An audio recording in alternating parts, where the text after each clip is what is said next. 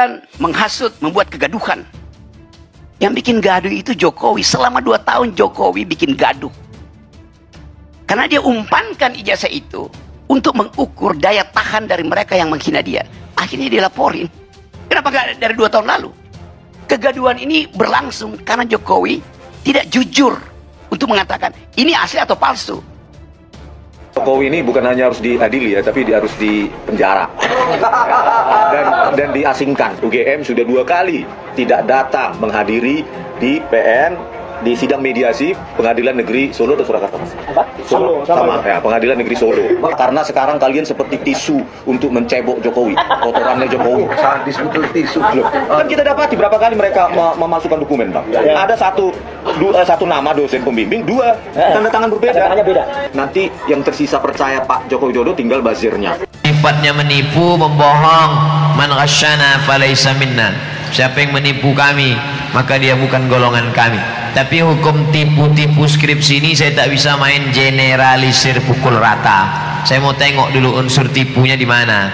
Apakah hanya sekedar minta ketikkan, atau sampai pada datanya, atau merubah nama skripsi orang.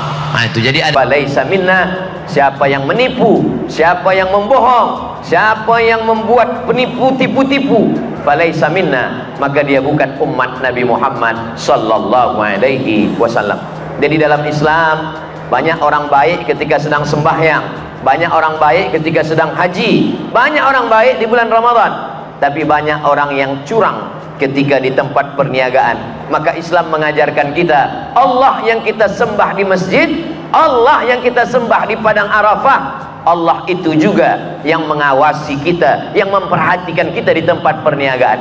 Itulah kenapa pagi bila kita masuk ke tempat niaga, kita baca ayat kursi. Banyak orang mengatakan membaca ayat kursi itu untuk menjaga perniagaan daripada sihir, daripada jampi-jampi, daripada magic, daripada kejahatan orang. Tapi sebenarnya dua-duanya betul. Dia untuk yang luar menjaga daripada sihir orang lain, tapi ke dalam sebagai peniaga dia merasa sedang diperhatikan Allah. Yang memberikan saya tempat berniaga ini Allah. Adakah Tuhan selain dia? La ilaha illa huwa. Kalau saya sekarang hidup, dia maha hidup, Al-Hayyu. Kalau sekarang saya hidup, dia mengatur kehidupan saya, Al-Qayyum.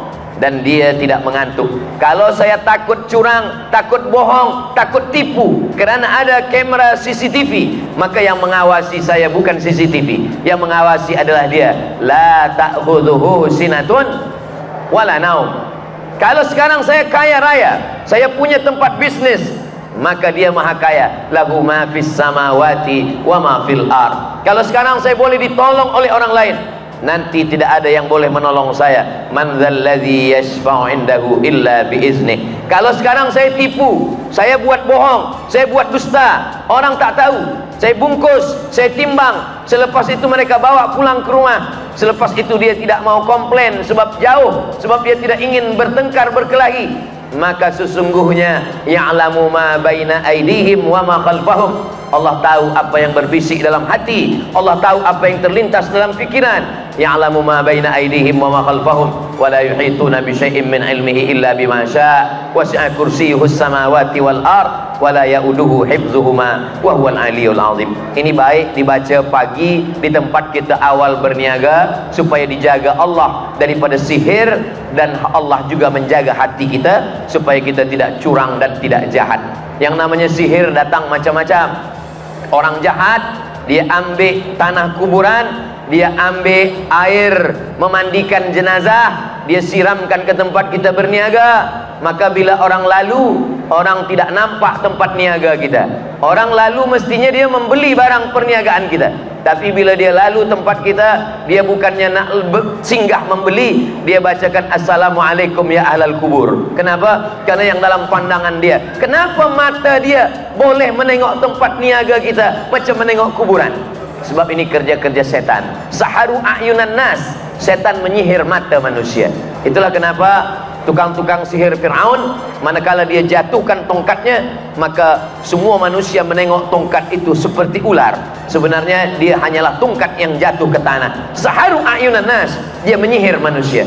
Maka mata kita pun boleh tersihir. Tadi saya lalu di kedai awak berniaga, nampak saya tutup, padahal sebenarnya terbuka. Itulah mengapa pagi kita membaca yang seelok-eloknya sempurna, membaca Al-Fatihah 1 kali, Qul huwallah 3 kali, Al-Falaq sekali, An-Nas sekali, dan ayat kursi sekali. Ditutup dengan salawat, Allahumma salli ala Sayyidina Muhammad wa ala ali Sayyidina Muhammad. Kenapa membaca Al-Fatihah? Al-Fatihah maknanya terbuka.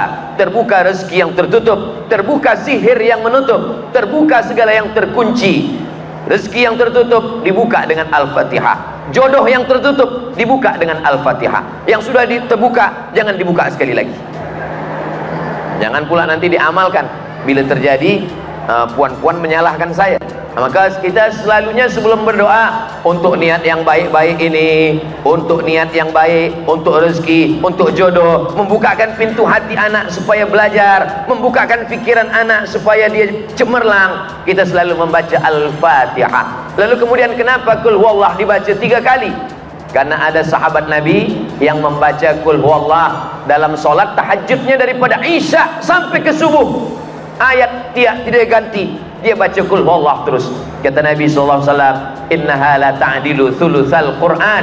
Qul huwallah itu sama dengan 1/3 Al-Quran. Itulah kenapa kita baca 3 kali, sebab 1 Qul huwallah 1/3 sama seperti orang yang mengkhatamkan Al-Quran. Selepas itu kita baca Al-Falaq dengan An-Nas. Kenapa baca Al-Falaq satu package dengan An-Nas? Karena Al-Falaq dan An-Nas itu 11 ayat. Rambut Nabi diambil tukang sihir Yahudi, lalu mereka simpulkan dalam 11 simpul tali. Lalu kemudian Nabi kena sihir, datang malaikat Jibril menyampaikan, ya Muhammad, orang Yahudi namanya Labid sedang menyihir Nabi. Orang-orang Yahudi sampai sekarang terkenal sebagai tukang sihir. Ada salah seorang sarjana pergi ke Israel, meneliti di kampung itu kampung tukang sihir semua, dan ada satu sekte daripada Yahudi ini memang dia banyak menggunakan sihir, namanya sekte Kabbala. Sekte Kabbala ini besar di Eropa dan Amerika. Banyak artis-artis yang suka kepada penyembahan setan ikut pada sekte Kabbala, karena mereka ini mengabdikan dirinya mengikut kepada setan. Lambang simbol daripada setan ini adalah kepala kambing. Itu maka banyak orang takut makan kepala kambing. Tapi saya tak takut. Banyak orang takut makan kepala kambing, selepas dia makan kata dia diganggu setan. Itu bukan setan, itu kolesterol.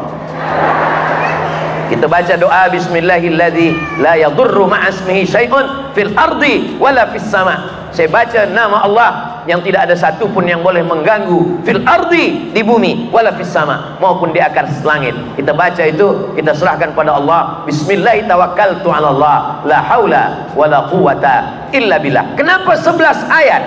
Karena ada 11 simpul tali. Mereka biasanya menghembus simpul tali, diambil, dicuri rambut. Itu maka perempuan biasa kalau dia gunting rambut, rambutnya disimpan. Kalau rambutnya gugur masa dia sedang uzur, rambutnya disimpan di bawah mandi, selepas itu ditanamkan ke dalam tanah.